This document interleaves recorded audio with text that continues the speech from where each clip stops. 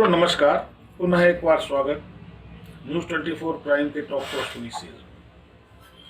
मित्रों आज की चर्चा का विषय है मुस्लिम कम्युनिटी, अल्पसंख्यक।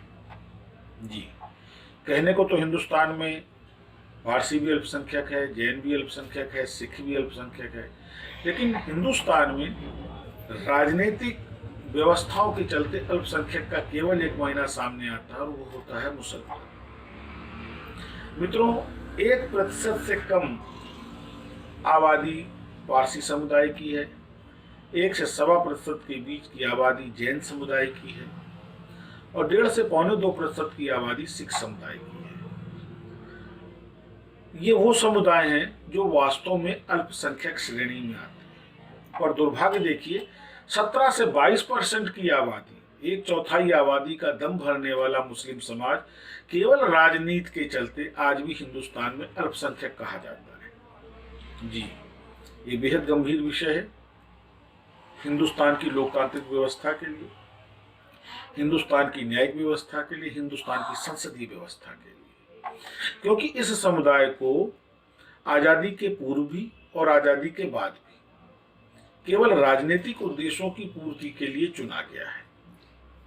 बहुलता में है, इसका एक मुश्त वोट जो है वो राजनीति की दिशा और दशा को निर्धारित करता है, इसलिए आज भी अल्पसंख्यक है।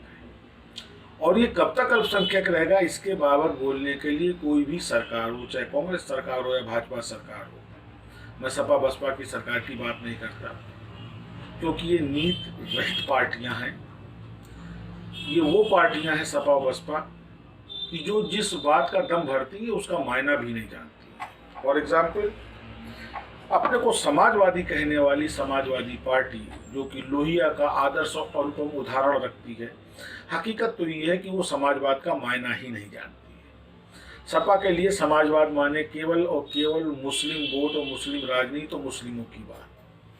तो दलितों का उत्थान करने वाली बहन जी की तथाकथित दलित party Baspa Bahujan Samaj party basically एक छलावा है सभी जातों और वर्गों के दलितों के साथ। खैर, इस विषय पे चर्चा फिर कही। अब अभी की मूल चर्चा का विषय पे हम वापस आते हैं कि इन अल्पसंख्यक समुदायों में जिनको वास्तव में आज संरक्षण की, विकास की, जिनको पोषण की आवश्यकता है, ये वो समुदाय हैं जो देश के समाज का नेतृत्व करते हैं। आज इन पारसियों को रिजर्वेशन नहीं चाहिए, ये स्वयं की सक्षमता के बल पर पढ़कर लिख करके समाज में स्थापित होकर के अपनी नौकरियों के जरिए, अपने व्यवसाय के जरिए ससम्मान जीवन जी रहे हैं। बात करते हैं जैन समुदाय की। अपनी आर्थिक सक्षमता के चलते ये समुदाय देश के व्यापार को और व्यवसाय को नेतृत्व दे रहा है। बात करते हैं सिख समुदाय की। सिख तो खैर वो समुदाय है जो कि भारत की राष्ट्रीय अस्मिता का द्योतक है, जो भारत की राष्ट्रीयता का प्रतिनिधित्व करता है और हमें नाज है, क्योंकि यही वो समुदाय है जिसने बर्बरता के काल में सनातन की रक्षा की। और इन तीनों ही समुदायों को कोई भी रिजर्वेशन बेस्ड फायदे की कोई आवश्यकता नहीं, कभी ये क्लेम नहीं करते। और 17 से 22% की प्रचंड आबादी, जो कुल आबादी का 25% होने जा रही है, अगर कायदे से ईमानदारी से सेंसेक्स किया जाए तो हो सकता है ये आबादी प्लस ही निकले, आज भी एजुकेशन की कमी से जूझ रही है, आज भी उचित व्यवस्थाओं के लिए संघर्षरत है। क्यों? जबकि स्वतंत्र हिंदुस्तान के इतिहास में 5 शिक्षा मंत्री जो है वो मुस्लिम समुदाय की थी, उसके बाद भी ये कौम आज शिक्षा में पिछड़ी है। क्यों? मित्रों, मैं कल राज्यसभा की प्रोसीडिंग देख रहा था, नाम मिस कर रहा हूं, एक राज्यसभा सांसद थे, सिख थे। उन्होंने बड़ी अच्छी बात कही कि हिंदुस्तान की आजादी का सौदा केवल 2 लोगों की सुख सुविधाओं के लिए किया गया, एक कायदे आजम जिन्ना और दूसरे जवाहरलाल नेहरू। काश उस समय अगर तत्कालीन नेताओं ने, मामला था 100 में 80 बेईमान फिर भी मेरा देश महान, इस विषय पर चर्चा करते हुए नेता कह रहे थे कि हम बेईमान क्यों करना हूं, क्योंकि हमने, हमारा प्रारब्ध ही बेईमानी के ऊपर हुआ है। सरदार पटेल जैसे नेता को नजरअंदाज कर, सुभाष चंद्र बोस जैसे व्यक्तित्व को बाईपास कर हमने नेहरू के हाथों में सत्ता दी। क्या नेहरू इतने कॉम्पिटेंट थे? चूंकि वो स्वर्गीय हैं, उनके लिए किसी भी शब्द का उपयोग किया जाना अमर्यादित होगा, परंतु मैं चाहूंगा कि आप एक बार नेहरू जी के जीवन दर्शन को देखें। उनकी वो छवि चित्र जो तत्कालीन ब्रिटिश शासकों के साथ में उनके हैं, उनके परिवारों के साथ में हैं, सोचना पड़ेगा, बड़ा गंभीर है। मैं नहीं चाहता इस बात को बार बार कोट करना कि जिस समय श्रीमती कमला नेहरू सेनेटोरियम में थी स्विट्जरलैंड में, क्या हालात थे, और उसके सापेक्ष हिंदुस्तान में नेहरू जी के क्या हालात थे। ये बड़ा गंभीर विषय है। सवाल यहाँ ये उत्पन्न होता है कि आखिर क्यों कर पिछले 74 सालों से देश की 1/4 आबादी का प्रतिनिधित्व करने वाला मुस्लिम समाज आज भी अपनी पहचान के लिए तथाकथित संघर्षरत है। हालांकि अब संघर्ष का मायना बदल गया, अब संघर्ष का मायना CAA हो गया, NRC हो गया। क्यों? क्योंकि इस समाज में परसेंटेज ऑफ लिटरेसी नहीं के बराबर है।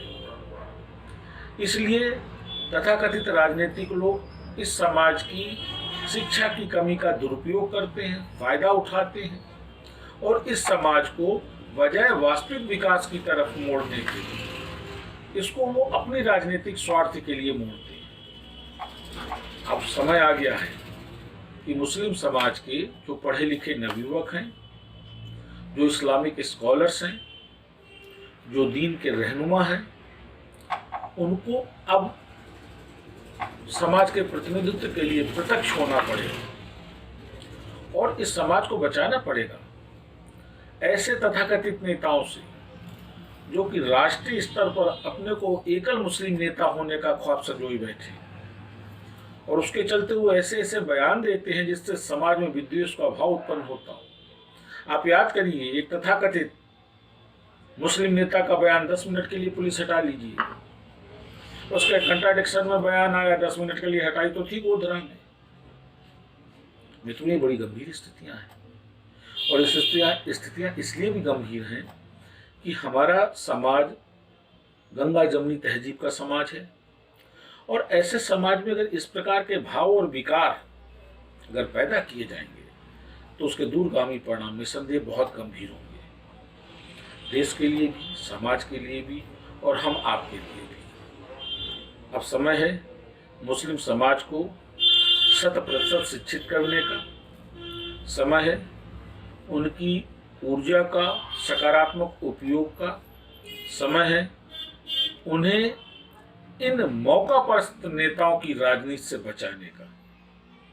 अन्यथा विश्व गुरु का ख्वाब संजोने वाला ये हिंदुस्तान ऐसा न हो किसी दिन अपनी पहचान के लिए, क्योंकि जब तक इस समाज से फारूक जैसा नेतृत्व होगा, जब तक इस समाज से महबूबा मुफ्ती जैसी नेता इसको नेतृत्व करेगी, तब तक ये समाज केवल नकारात्मकता में ही जिएगा। जब तक इस समाज की बागडोर ओवैसी जैसे आदमी के हाथ में होगी, कहने को तो बैरिस्टर है लेकिन उनकी अपनी स्वार्थ सिद्धि है। उनके बयान कहीं से भी भारत के संविधान की मूल आत्मा के अनुरूप नहीं है। इसलिए अब मुस्लिम समुदाय के पढ़े लिखे युवाओं को आगे आना पड़ेगा, समाज को नेतृत्व देना पड़ेगा, इस्लामिक स्कॉलर्स को आगे आना पड़ेगा, देश और समाज को लेकर इस्लाम की क्या शिक्षाएं हैं उनको प्राकट्य करना पड़ेगा, उनको जनसाधारण को उनको अवगत कराना पड़ेगा और उनकी मनसा के अनुरूप वो समाज बनाना पड़ेगा जिसमें मोहब्बत और अमन का पैमान फैले। हम आप ऐसी चर्चा करते रहेंगे। आप हमारा चैनल सब्सक्राइब करिए और हमको लाइक करिए। नमस्कार।